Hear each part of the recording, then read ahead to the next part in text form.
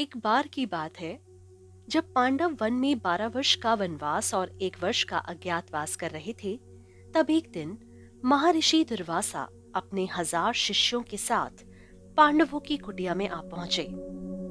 उन्होंने स्नान के बाद भोजन की इच्छा प्रकट की। युधिष्ठिर इसे टाल नहीं सकते थे, लेकिन पांडवों के पास एक समस्या थी।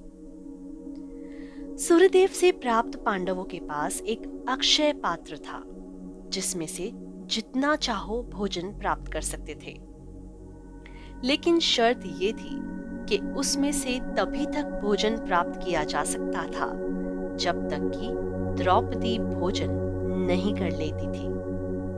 द्रौपदी के भोजन के बाद उस पात्र का उस दिन के लिए कोई महत्व नहीं रहता था।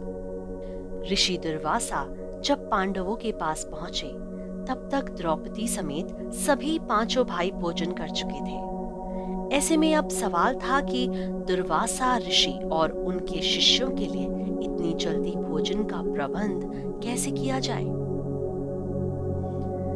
पांडव चिंता में डूबे थे कि अब क्या किया जाए। ऋषि दुर्वासा जब स्नान आदि कर अपने शिष्यों के साथ उनकी कुटिया में आएंगे तो वे क्या परोसेंगे। इसी चिंता में द्रौपदी ने श्री कृष्ण का ध्यान किया और मदद मांगने लगी। श्री कृष्ण उसी क्षण वहां पहुंच गए और कुटिया में प्रवेश करते ही द्रौपदी से कहा कि उन्हें बहुत भूख लगी है, कुछ खाने को दो। द्रौपदी ने अपना सिर झुका लिया और कहा कि अब तो वो भी भोजन कर चुकी है और ऐसे में उस बर्तन में कुछ भी नहीं बचा है। पर श्री कृष्ण कहाँ मानने वाले थे। उन्होंने द्रौपदी से वो बर्तन लाने को कहा।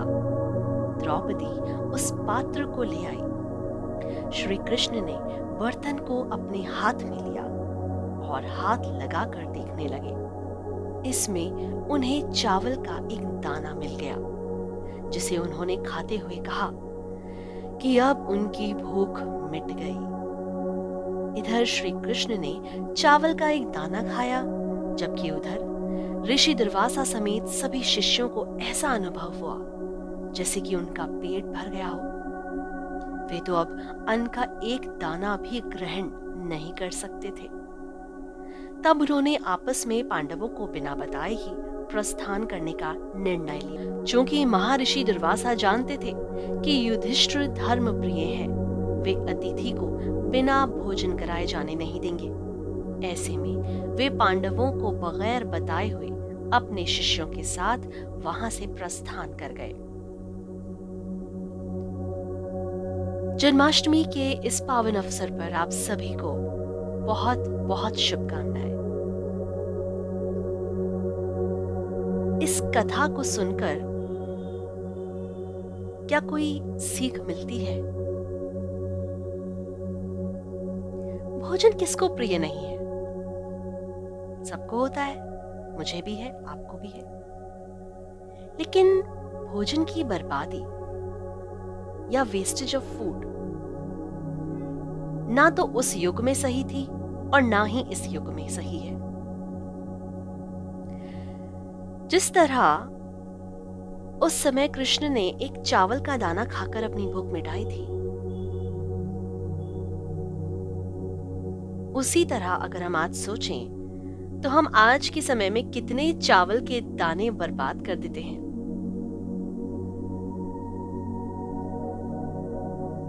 कभी सोचा है कि हम सभी कितना खाते हैं और कितना बर्बाद करते हैं? दुनिया में ऐसे कितने लोग हैं जिन्हें उस एक चावल के दाने की जरूरत है, पर वहीं कुछ ऐसे लोग भी हैं जो रोज लाखों टन भोजन बर्बाद करते हैं। हम अपने घरों में ही देखें, कितना बनाते हैं, कितना खाते हैं और कितना बच के फेंका जाता है।